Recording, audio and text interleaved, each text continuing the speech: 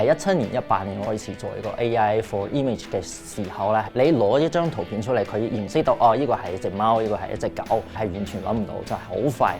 19年、20年嗰陣時就 AI 畫畫咧，大家而家都係識畫畫啦。舊年咧出咗10幾架嘅動畫出嚟，有一個大模型真係可以做到一啲 video generation 嘅工作。我自己覺得，如果科技嘅嘢能夠有機會早少少去掌握咧，係比起後少少會有着數啲嘅，因為你個修正會易啲嘅。釋放咗一啲被技術限制嘅創作力。AI 輔助動畫計劃，咁啊梗係好事啦。去用 AI 嚟即係投入去嘅製作，咁樣做你先知道嗰樣嘢係咪真係可以應用喺個生產力上面。點樣仲可以將動畫推前少少，或者成個製作嘅 pipeline 我哋可以推前咗少少咧？如果將 AI 放喺動畫成個生產線成個 pipeline 入面，可以點樣做咧？咁呢個係 out of surprise 㗎。之前 IT 嘅 era 啦，咁而家 AI 嘅 era 啦。你一開始嘅時候咧，我哋香港就去接觸呢個電腦動畫，嗰一班行業嘅精英咧，今時今日咧已經變咗係一個專家，等人哋個結果去跟人哋做就會慢嘅。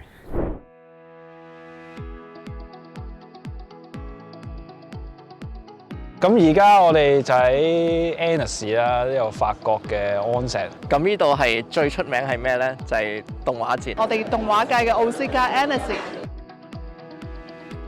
去參加呢一個動畫節咧，其實對於香港嘅動畫發展係一個好緊要嘅一步，因為佢本身佢動畫嘅氛圍啦、動畫嘅感覺啦、創作嘅氣氛啦等等，作為一個動畫創作人，都係一個沉浸式嘅體驗嚟。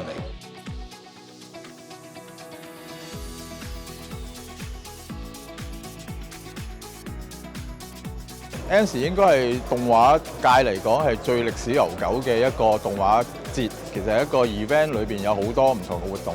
佢其實亦都係一個好大嘅一個動畫嘅市場。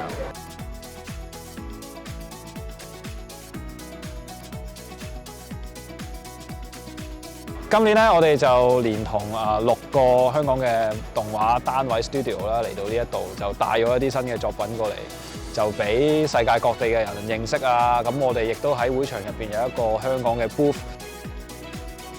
身邊個個都係做動畫嘅，你會有好多唔同嘅話題咯，唔同嘅 culture， 中意唔同嘅嘢，會有好多嘅交流。今次我哋香港有埋個 Pavilion啦，咁啊多謝 Create Hong Kong， 我哋嚟到係以一個香港業界嘅代表身份嚟去做呢樣嘢嘅，代表香港動畫業或者呢個業界即將要發展啦。咁點樣去做到呢？咁我覺得呢一個係一個好好嘅起步點咯。你可以參與其中啊，你可以發表你嘅作品啊，俾人多啲人認識，咁呢個何樂而不為呢？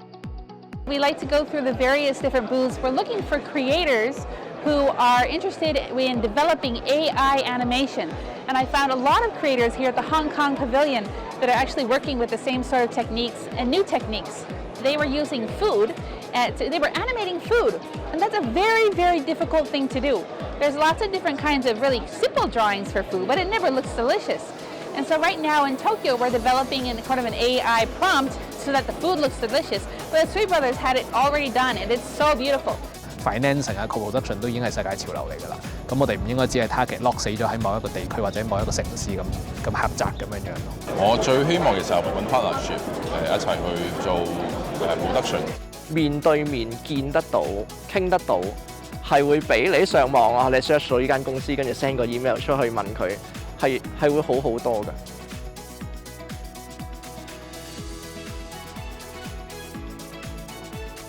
今次呢條片咧，嗰個 scale 啊，或者諗個世界觀咧，係比起我以前嗰啲大咗好多，因為有 AI 嘅幫助咁樣咯。即係我唔係想講話用 AI 做晒成條片，唔多唔少一定會參與到某一部分。佢進步都神速嘅，喺 in between 嘅情況，可能由一開始佢做唔到嘅嘢，你發現佢慢慢開始有一定嘅轉變。直到佢而家呢一刻，其實佢已經 update 咗好多個 version。之前一路做嘅嘢，要可能要幾個月時間去做啦。而家可能1個星期、2個星期就已經搞掂。我哋做一啲唔同嘅場景嘅時候咧，佢係真係好幫到手嘅。咁譬如我哋喺我哋嘅角色裏面啦，佢哋又發緊夢嘅時候，去到唔同嘅地方。以前咧，我哋會要花好多時間去試唔同嘅嘢。但係今次係會慳咗10倍嘅時間。今次嘅經歷係對我哋嚟緊未來個動畫製作係好有幫助。即係我哋 van 咗50樣嘢啊，究竟我哋應該係將啲咩嘢 mix 埋，又或者我哋應該將啲乜嘢再去用人手去改良，揾到個方法利用到裏邊嘅優點咧，幫我做到嘢，縮短個製作時間。And I passed by the Hong Kong booth because I knew some of the project who participated in the partner pitch Hong Kong, and I wanted to meet some of the teams because I saw the project that I found very attractive, very interesting, and I was just telling them that they could submit next year for our competitive sections to push forward the project. 咁今年好慶幸啊！我哋有香港 Pavilion 啦，咁佢哋過嚟嘅時候，就會睇到哦，原來香港嘅動畫質素咁高。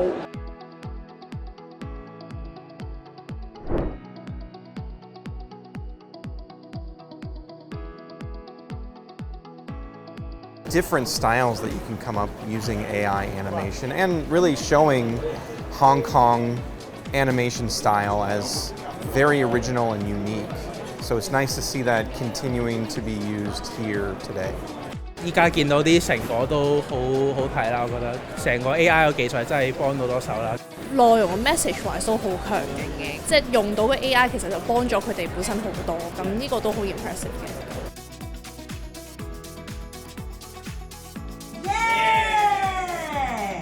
動畫公司咧可以喺今次裏邊咧總結咗一啲經驗，比較係具體嘅一啲嘅實踐嘅方法，可以能夠同多啲嘅團隊分享。呢個計劃絕對係成功，同埋絕對係需要繼續去進行嘅，因為咧香港喺 AI 動畫上面咧都已經係行先咗好多步㗎啦，比起其他嘅地區。咁所以咧，如果我哋繼續喺呢方面發展咧，我哋有機會咧揾到一個 edge， 可以令到我哋咧做得比人哋更有競爭力。I could take the teaser so wonderful, and I felt a very good possibility to success.